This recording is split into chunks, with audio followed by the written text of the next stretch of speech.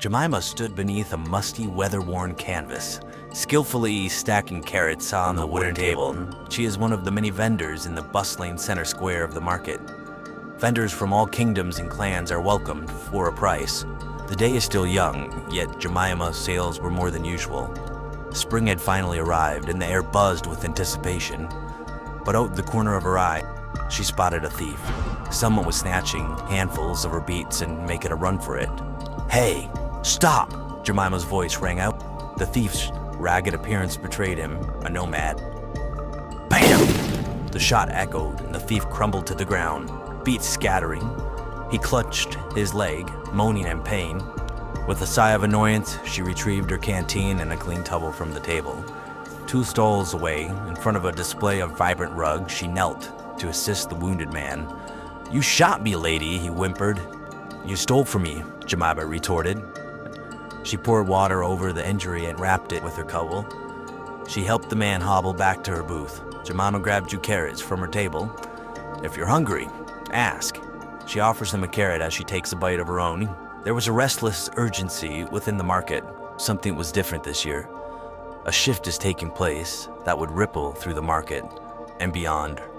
The hotel's evening lit lobby enveloped Jemima as she stepped inside. The air simmered with an anxious tension, the same environment that had followed her all day. She glanced around, taking in the 2 bars, one on the left for the general patrons, and the other on the right, reserved for the barbaric Nebula. Her best friend, Mia, was working the bar. As soon as she made eye contact, she gave the nod as the code that she was good for her usual drink. Jemima found a corner with a worn tan leather chair. After dealing with demanding customers all day, she craved solitude. Across the room, the Nebula, a rowdy bunch, occupied the bar. Their laughter echoed, their movements careless. They made it known in their perceived power that they decide their own fate. Jemima's hand rested on her pistol. She'd seen more of these barbarians lately, their war party inching closer. Mia approached, placing a tall glass before Jemima. "How's business?" she asked. "People are tense," Jemima replied. "Everyone thinks this is the year," Mia offers. "Rumors are we're close to return." "That's all they are," Jemima sneers. Mia's eyes flickered toward the Nebula. "And a distraction," she says, gesturing to the barbarians. "It won't be long before their war party reaches us." Jemima enjoyed his long drink before blurting out, "I got people back home that need my help, and they don't eat off of rumors." Mia leaned in. "Ever dream of having a ransom for Avalon?" Jemima scoffed. "Fairy tales don't happen for the likes of us." But deep down, she wondered if hope of more was possible. The sun crept over the horizon, casting a golden hue on the silent market. Jemima is one of the first to stir the market with a cheerful tune as she walks toward her vendor spots. Paco, a young man who worked Jemima's garden, stands by his truck, loaded with fresh vegetables from her garden. But something was off. Some of Vito's newly hired hands were surrounding Jemima's spot, tearing it down. "What's going on?" she demands, waving her hands to halt the dismantling. "New vendors," one of the hired hands explains. "Pays double for your spot."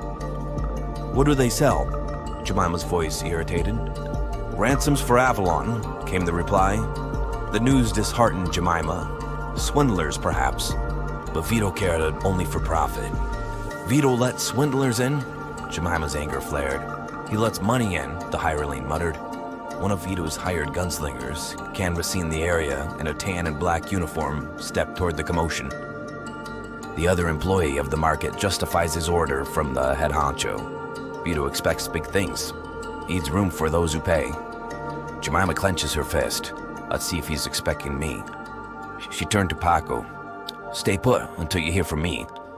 She turns and storms toward the log villa ahead. The villa's wooden porch echoed with the stomping of Jemima on the hunt for Vito.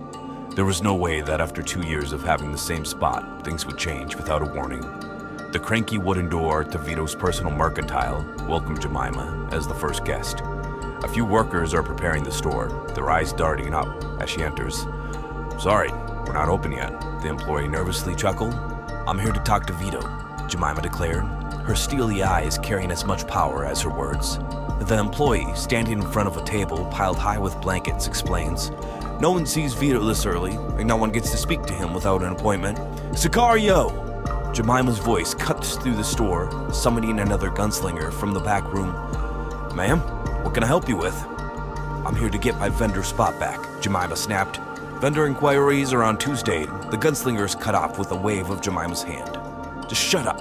And quick, determined movements that even startled the gunslinger, she made her way to the back doorway, leading to Vito's private quarters. Inside Vito's living quarters, he stands by a glowing brick fireplace, puffing on a pipe as he looks over the daily reports. His room was decorated with trinkets and artifacts from all around the world, some even from a past age. Vito looked up at Jemima's jarring presence. She glared at him. We need to talk. Vito sets the reports on the nearby coffee table, its ink-stained edges crinkling. The room was dimly lit, yet cozy, the air thick with the scent of tobacco. His eyes shift to a black metal box on the table, holographic spreadsheets flickering like restless ghosts on top. The gunslinger apologizes for the intrusion. Sorry, sir, she's slippery. Vito's gaze locked onto the intruder. You're the vegetable girl from the Purple Valley. Jemima's eyes narrow. So is this personal? Her words snap. Vito grabs his coffee mug from the fireplace mantel. Winds are changing, he murmured. If I don't set sail with them, I'm a goner. Nothing personal, just business. Jemima's anger flared. I've been a loyal vendor for 2 years, she retorted. No complaints from me or my customers. This is how you treat loyalty? Vito took a sip of his coffee. Why don't you look for a ransom yourself? Isn't that the dream of every boy and girl your age? Dreams don't put food on the table, Jemima scoffed. Can't argue with that, and that's why I make the hard calls. His eyes locked onto hers. Their words clashed like swords, each refusing to yield. Jemima stood her ground. Hire me as the vendor coordinator, she said. I've held the main square together the last 2 years better than anyone. That's all the resume you need. Vito nodded slowly. I can trust you, I know that much. He agreed to her proposition, but behind his eyes another thought churned. The governor from Avalon was coming. When he arrived, the market needed to be flawless. He needed this historic event, unravel, to take place at the market. The deal was forged. The vegetable girl was entering a new line of work. She now had a say in who set up shop next to her vegetables. By now, the sun had fully awakened, casting its golden net over the bustling market. Jemima walked with a newfound purpose.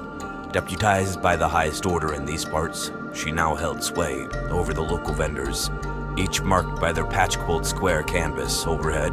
Paco sits on top of the truck, sipping tea from a chipped thermos mug. Vito's new recruits stuffed the last of the canvas in the back of their hovercraft. Hey! Jemima called out to the boys. I know what you can do with that. Switch that canvas out for a new one and set it back up. The boys look at her with a questioning look. Who made you boss? One of them challenged. Your boss. Jemima holds out a brass badge and a piece of paper, showing proof that this was now her jurisdiction. Paco, still sipping his tea, grinned. Good head, he quipped, tapping his temple. It's time you and I stop getting ran over around here, Paco. Jemima grinned. As Paco helped set up the new canvas for their stand, Jemima's eyes wandered to the newcomer that took the place of the lady with the rugs. The newcomer's trinkets intrigued her. A sign hung over their canopy. Treasures from Avalon. Golden gadgets and ancient books adorned the display, their names and illustrations grander than any earthly fantasy.